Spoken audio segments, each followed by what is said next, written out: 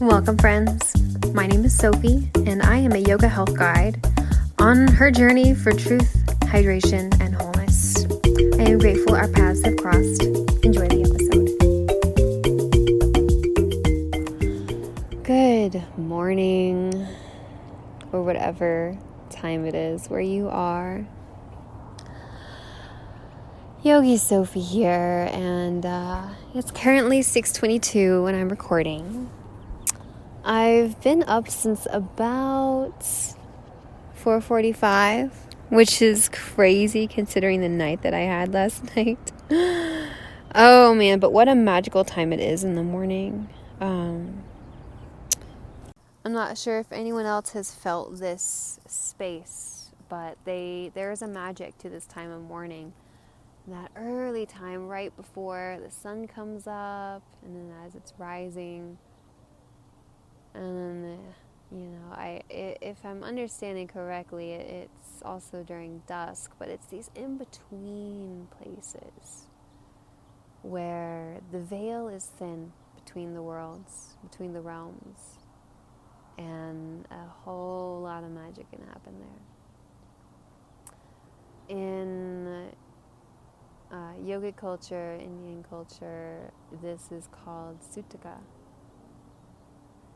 And Sutaka is that stage where again, the veil is thin. You're able to detect more from these other worlds. Maybe see more things, experience more things that aren't quite physical. They aren't quite here. But at the same time, they are very here. A wonderful time for meditation and working out and contemplation, journaling, and apparently podcasting. So, here we are. Smidgey's here, and he's had a great morning with me. Last night was one of the best nights I've had in a long time, and it's just, I'm so grateful for it. I went over to my friend Donna's house, and she had set up this amazing patio in her new place. I'm so grateful she's moved here, and it was amazing. She had the best hammock and the best setup of cushions, and it just made you feel like you were in another place. And we just chatted and swang, and I was supposed to take Smidge back home before we went out, but not enough time, so we kept going for hours, and then finally it was the time to go to downtown to see my favorite band / player, Viva Noche, also Ryan Flores. He's in that group, and I have been a huge fan of his since I stumbled across one of his performances 2-3 years ago. Wow, gosh, he's got away, and that whole group's just, it's magical. And so we went to this place. Hey, Smidge, it's okay. Shh, it's okay. So we went to this place, and, there was a line, and of course it was packed because a lot of people are big fans. And Donna had the guts to ask this couple of ladies, if we could share their table with them. And we ended up making wonderful friends. We had wonderful food. I had a great mug of tea, and we danced the freaking night away. And it was just so great. It was so great. Oh man, I remember times when I'd be too afraid to do that, and I'm grateful that I just don't care anymore. I just don't care what the other people think. There is not enough time in this lifetime to just spend it around waiting for the right moment, waiting for the right feeling, the right time. You just gotta go for it. And so we sure as heck did. Oh, it was wonderful. And I'm still just reeling from it. What else? I've been practicing with my breath work a lot. I don't know if anyone is familiar with Wim Hoff or the Iceman.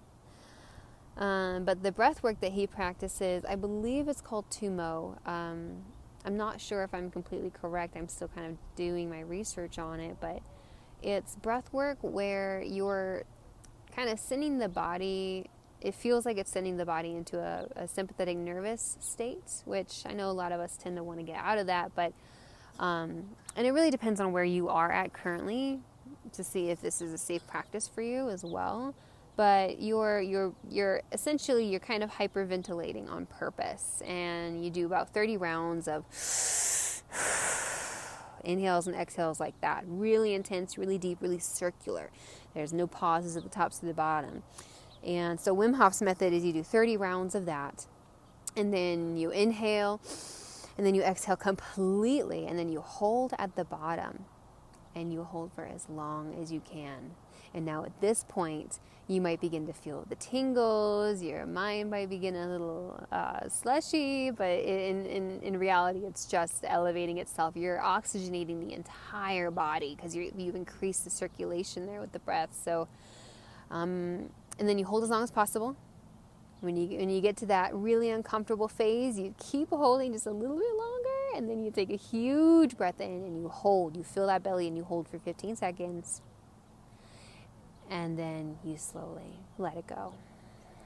Gentle pause at the bottom, and then you repeat the cycle minimum 3 times. If you are going to do more than that, I recommend going in groups of 3 because the body likes 3s. I'm not quite sure why the body likes 3s, but for me, I'm finding a correlation between the gunas of yoga and Ayurveda, which are tamas, rajas, and sattva. And it's the 3 like essential energies. So tamas is like your void, your darkness, your stagnancy in a way, your stillness, and everything resides there, but it's not doing anything, and then you get to rajas, which is the transformative state. It's more of like the fire state where it's going through the transformative phases of becoming something else. Tamas turns into something else. It's moving forward. It's that productivity energy. It's that going for energy. And then ultimately the goal, or the process, not the goal, because the goal is just to be here. The process is to reach a state of sattva, which is just that that perfect state of lightness, of being, of knowing. It doesn't feel like it has to do anything, but it's pure light. It's bringing all that massive darkness and transforming it into pure light. So I'm not sure if that's a great description. I don't think it really does it justice. This is a huge part of yogic culture, and maybe we'll dive into it a little more in depth later, but I'm not sure why I brought it up, but I can't remember at this point. But anyway, yeah. Oh, yes, because the body likes 3s, and there's 3 like basic energies that we're working with. So if anyone's familiar with Ayurveda, you can kind of correlate the gunas alongside the qualities of kapha, pitta, vata, or I should say vata, pitta, kapha. That's the order it always goes in. So kapha, the earth and water element, would be represented, would kind of represent tamas, and then pitta, the fire, water, would represent rajas, and then the vata would represent, which is air and ether, would represent sattva. And if anyone wants to know more about that, feel free to reach out. That's my jam, It's a beautiful thing to know what are the qualities within you. What are the elements? What are you made of? Where are you experiencing stagnancy, or where are you burning out, or where can you lean into the surrender, into the spirit realm, or back into the ground, back grounding and being with the earth. So that's what I do, and it's a beautiful practice. The yogic practice is so complete. Well, Smidge, I think that's I think he's ready to go in. He's been hanging out with me while I've hula hooped with the sunrise and meditated and breathed, and I think he's ready to go see if Daddy's awake. So that's where we're headed. thank you so much for listening, and thank you so much for for being here and for sharing this episode. If you'd like to book anything with me, it's yogisophie.com.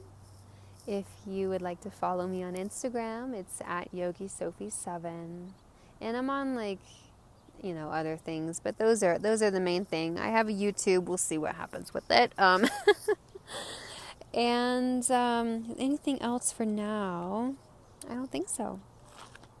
All right, guys. Have an amazing rest of your day, night, week, and life. Thank you so much for joining me. Namaste.